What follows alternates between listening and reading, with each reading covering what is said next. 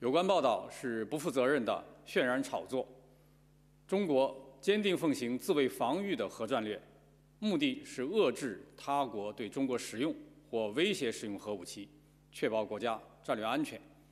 中国始终恪守在任何时候和任何情况下都不首先使用核武器的政策，明确承诺不对无核武器国家和无核武器区使用或威胁使用核武器。中国的核政策具有高度的稳定性、连续性和可预测性。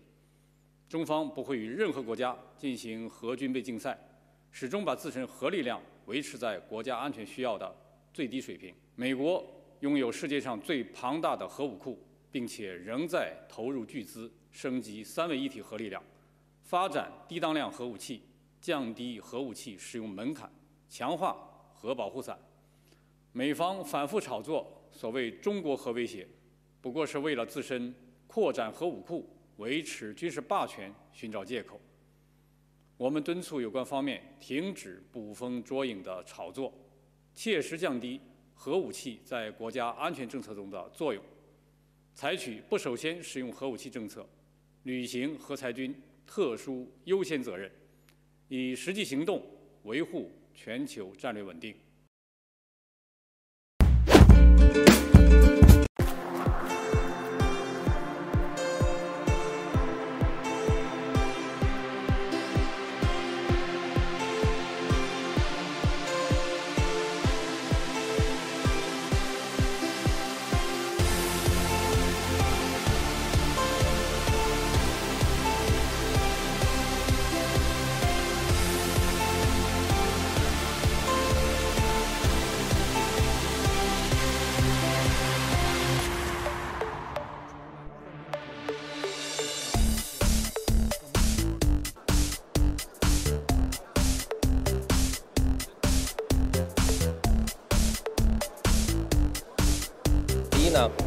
它是可以单车作战，集成度非常高。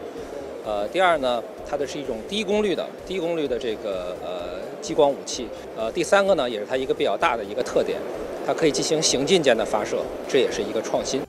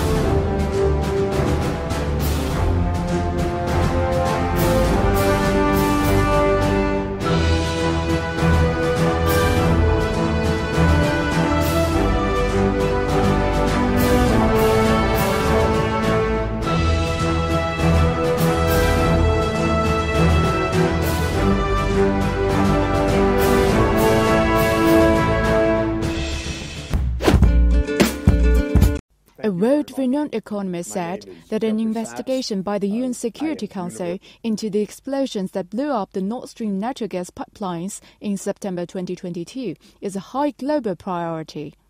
The destruction of the Nord Stream pipelines on September 26, 2022 constitutes an act of international terrorism and represents a threat to the peace.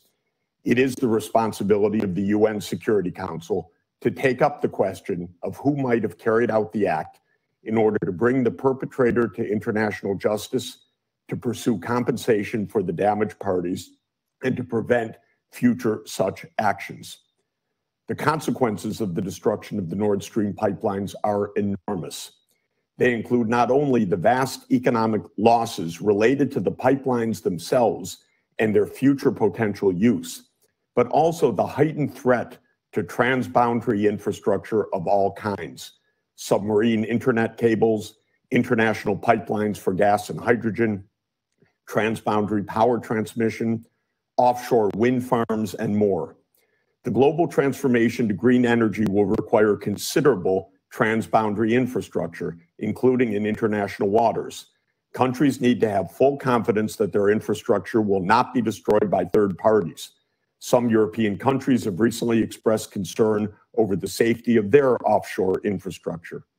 For all of these reasons, the investigation by the UN Security Council of the Nord Stream explosions is a high global priority.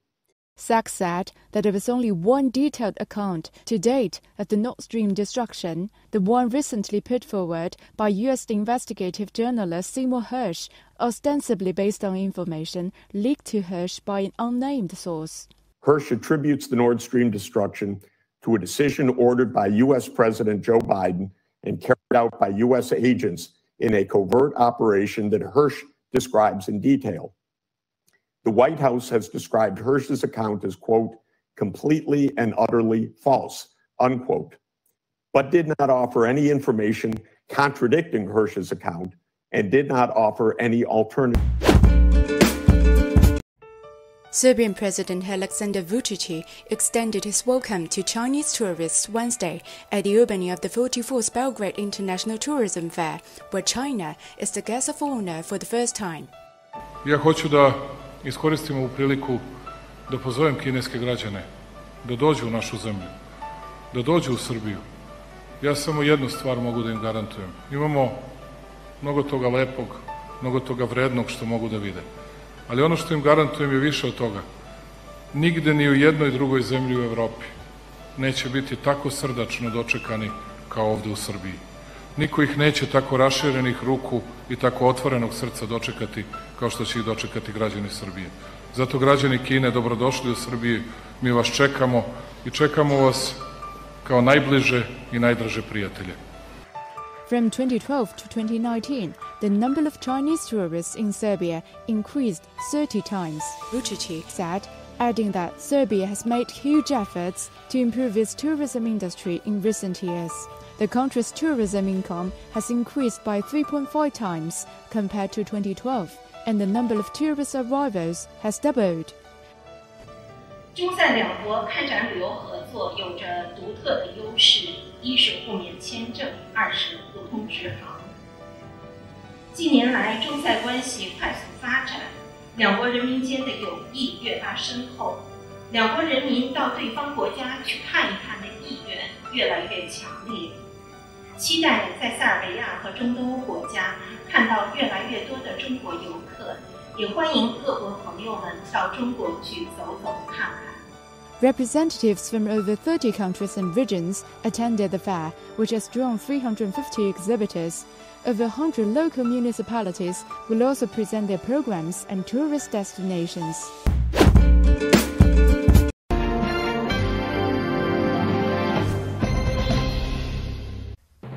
曾夺下香港金像奖影后的30岁中国大陆女星春夏，日前因发文声援白纸运动遭封杀后，27岁的大陆男星周俊伟也因为在敏感时期上传一张 A4 白纸，导致其个人微博22号遭禁言，引发舆论关注。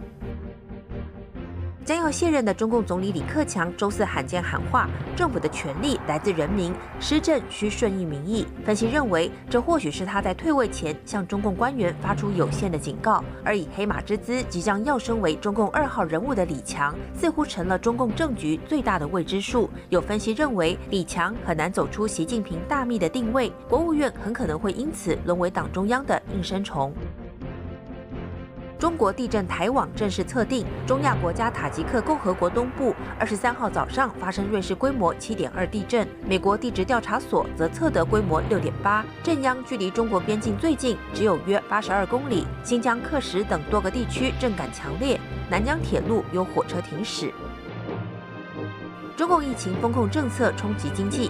2022年，中国法拍屋挂拍数量大幅攀升到60.6万户，较2021年激增了35.7%，创历史新高。中国指数研究院分析，2022年中国经济下行压力较大，涉及债务纠纷的不动产数量出现上升趋势，预料破产案件企业数较多的省区，法拍屋拍卖户数后续可能还会有一定比率的成长。新唐人亚太电视整理报道。